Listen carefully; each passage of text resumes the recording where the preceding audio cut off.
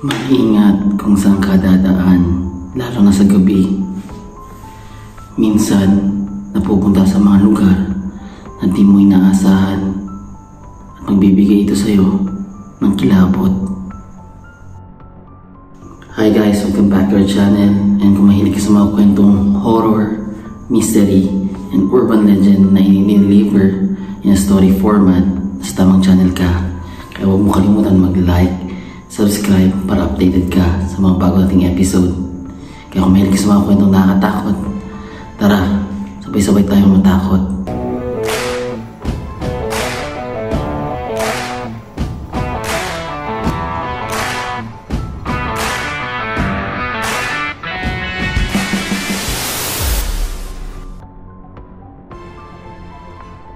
Last week, nag-decide kami ng family ko na mag-travel from La Union to Albay. And hindi naging madali yung travel na to dahil it took us around 15 hours to 16 hours na drive. So land trip lang siya, no? Nung dumaan kami sa may Quezon Province, medyo naubos yung oras namin doon dahil sira-sira talaga yung kalsada. And hindi ko in-expect yun, no? Akala ko mabilis na yung biyahe, pero sa expressway lang pala madali. Pero pagdating doon sa Quezon Province, wala na, sirang-sira na yung kalsada. Dapat mag-ingat para hindi ma-aksidente.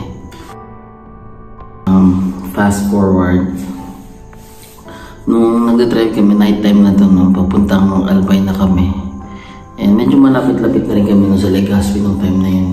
Siguro mga 2 hours away na lang kami nun. And nag-decide yung asawa ko na sundin yung suggestion ng Google Maps na dumaan sa isang bypass road. At first, okay talaga yung kalsada, no? Sobrang ganda. And may mga tao pang kasabay nung tumatakbo kami. Hanggang dumating kami sa point na medyo paunti ng paunti yung mga bahay. Hanggang sa dumating sa point na may nag-overtake sa amin ng motor na sobrang bilis. Kasi napansin namin na wala ng bahay, sabi sa akin ng asawa ko na sundan namin yun. And habang sinusundan namin siya, sobrang bilis nung magpatakbo. Parang takot din yung driver ng motor. Nagmamadali siya sobra. Kahit nasa 100 plus sa takbo namin, hirap pa rin ako habulin siya kasi alam mo yung daan eh. Ako pa na yung slowdown ko dahil sa mga liko-liko. Habang sinusundan ko siya sa di inaasahang pagkakataon na naiwan kami. And na-realize ko na wala nang kahit isang bahay sa tinadaanan namin. And may napansin ako na isang puno na parang may mga balingsanga na medyo patanda na. Mga panahon yun, ay kahit wala akong iniisip na nakakatakot, ay biglang tumayo yung mga balahibo ko and nanlaki yung ulo ko. Pero pinaliwala ko na hindi ko sinabi sa asawa ko para hindi siya matakot. And I've taken a footage of it, no? And you will see how dark and walang katao-tao yung lugar na yun. So I will show it to you para malaman nyo yung na-experience namin. Tumatawa lang ako sa video para hindi kami matakot. So ngayon, dumaan kami sa isang bypass road papuntang Legazpi. Tapos ito yung bumampat sa amin. Sobrang creepy. Kanina kami sa kalsada ko to. Mahaba pa, parang mga 30 minutes pa yung kalsada. E tignan nyo, sobrang creepy oh. Tabingin na yung mga signage. Tapos walang bahay. Nako, ewan ko, tumatayo pa babalahibo ko paminsan-minsan. Kahit wala naman akong iniisip. So hopefully, parating kami ng safe sa Legazpi. And to our surprise, akala namin na matapos yung nakakatakot na kalsada yun ay nagkamali pala talaga kami. And dapat nila namin tinahak yung shortcut na yun. And sana tumuloy na lang kami ng Naga para hindi na kami dumaan sa lugar na yun. Pero it was too late, no? Dumating kami sa point na sira-sira na yung kalsada and isang kalsada na yung okay. Parang may mga butas-butas pa to, so parang under construction. Parang feeling ko matagal na rin na under construction yun, hindi pa matatapos-tapos hanggang ngayon. So tumuloy kami and nakakatakot na siya, no? Parang nadadalawang isip na akong dumaan doon, pero wala kami choice na akong makaikot, hindi ako makabacking doon kasi pag nag-backing ako, mahuhulog yung sasakyan ko and hindi na kami makakalis sa lugar na yun, which is ayaw na lagi na ang mindset ko na parang dapat makasurvive kami. And buti na lang, no, habang nag-drive ako sa kalsada, yung nakita ko yung tindahan, nag-stop kami saglit, nagtanong kami kung tama po yung dadaanan namin, and pwede pumunta sa dulo nun. Sabi naman ng tindera nun, sabi niya, anong kulay ng ilaw dun sa unahan? Sabi namin green. Sabi niya, sige sir, pwede kayong tumuloy. So tumuloy kami, and dagagan lang yung kilabot na naramdaman namin. Sobrang sira ng kalsada, hindi kami pwede magpatakbo ng mabilis. Sobrang dilim, walang bahay, and alam mo yun, yung feeling mo na may nagmamanman sa'yo, and parang anytime pag nag-stop ka or tumirik yung sasakyan, may atake sa'yo. Ganun yung feeling, parang may threat talaga. Even yung asawa ko, takot at takot siya noong mga time na yun. Parang nagdadasal na lang siya, tsaka ako na sana matapos na to, makalabas kami sa kalsadang to. Sobrang yung trauma ng asawa ko nun, no? Kahit after nung, parang a day after, 2 days after nung kalsada yun, takot talaga siya mag-take ng mga bypass roads na. Kahit ngayon sabi niya, hindi natin mag-take ng bypass road hanggang city to. So, yun, lesson learned that na dapat paggabi, wag na lang mag-take ng mga bypass road, lalo-lalo na pag hindi makabisado yung lugar.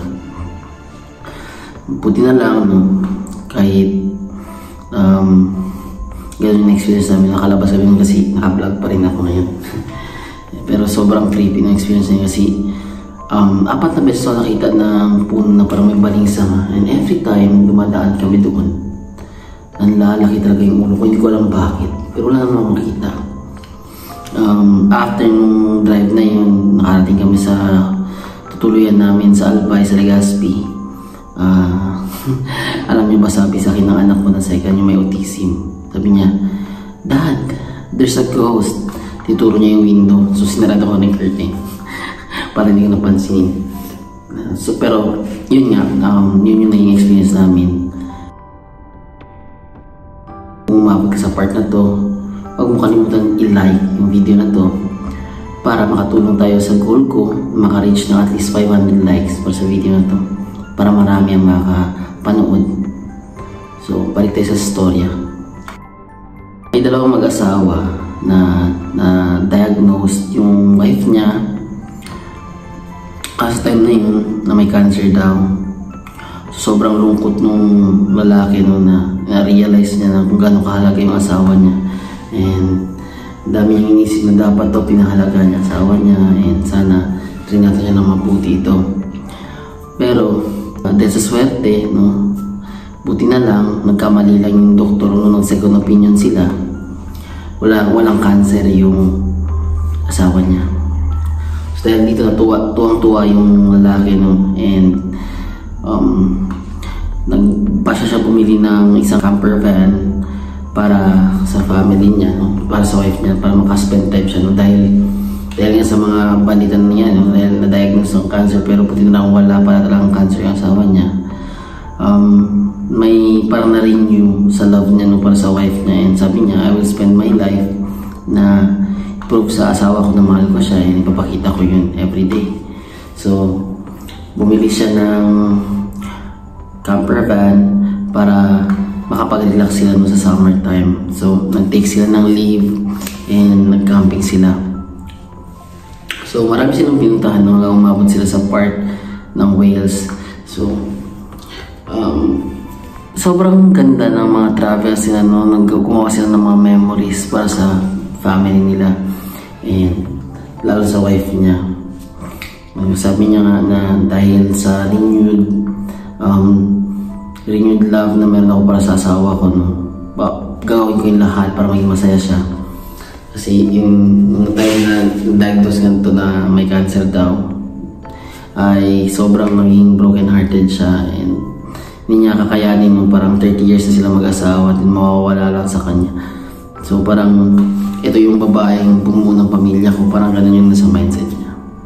So isang gabi, habang natutulog sila mag-asawa, biglang nagising yung lalaki, and nagulat niya nang may nakita siyang tao na nakatayo, na nakaitim. Noong una, iniisip niya na panaginip lang ito, and ayaw niya mag-react agad. kasi baka nananaginip lang siya. Nung nagulat siya, nung napansin niya na gumalaw ito ay medyo kinabahan na siya. Gumalaw una, papunta sa left yung taong to na naka-black, parang full black talaga.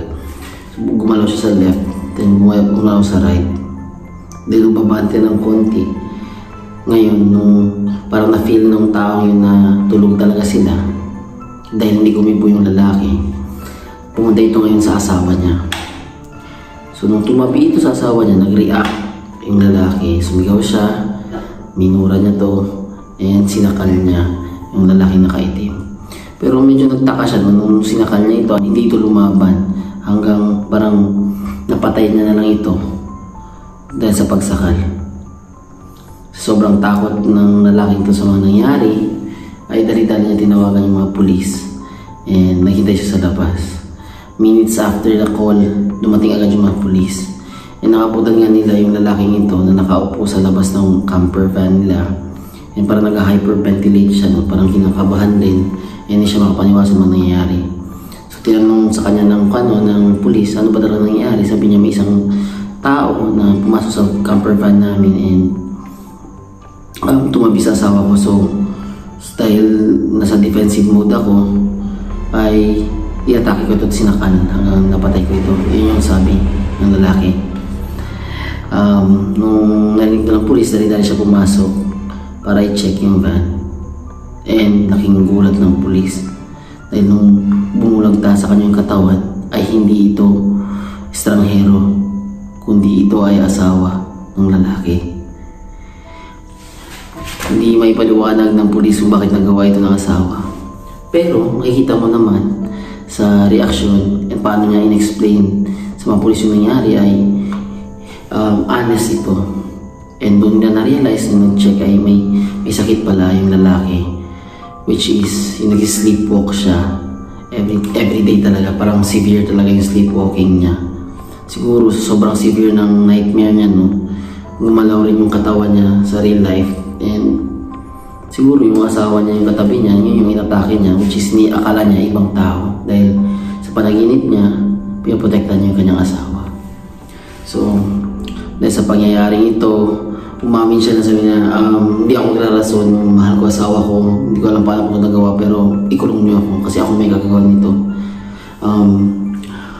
Imbes makulong siya, no, nung dumating yung kaso sa judge, ay drinap ng judge lahat ng kaso sa kanya. Dahil nalaman nga ng judge na honest siya and may sakit nga siya, no, yung disorder na yun, which is sleepwalking. Sobrang weird nito dahil naging malaking news na ito sa bansa nila and hindi rin makapaniwala nung yung asawa niya na nagawa niya ito sa asawa niya kasi sobrang love niya nga ito. So yun yung ating kwento ngayon, and ang take ko dito is things can happen, especially when we are dreaming. I've met someone na may ganong disorder, no? Sumisigaw talaga sila kapag nanaginip sila. Minsan naglalakad pa, tumatayo. And na-experience nito ng best friend nila, may naging kasama siya na gano'n, na nagsisleepwalk. And kinakatakutan nila baka bigla daw kumuha ng kutsilyo sa kusina habang natutulog. Hindi niya alam kasi tulog siya. So it could possibly happen, no? Yun talaga yung nangyari, no? sa asawa niyang lalaki. And sa attempt niya na protektan yung asawa niya, alam yung asawa na pala niya yung nasakal niya. Yun yung ating storya for this episode. And sorry, no, sa mga delays ko. Ang layo ng trinagal namin and ang dami namin inayos. Pero tuloy-tuloy na yung mga bago nating episode, no? And abang-abang lang kayo. Pero bago tayo mag-end, shoutout nga pala kay John Lay Fundabella, no, na taga Tolosa, Leyte, and kay Bombilim from Davao, no? Sila yung mga silent subscriber and viewers ko every time nag-upload ako ng bagong episode. And sa mga gusto mo pa shoutout, no, huwag kayo mahiya mag-comment and i-shoutout ko kayo sa next episode natin. So hanggang dito na lang tayo, hanggang sa susunod.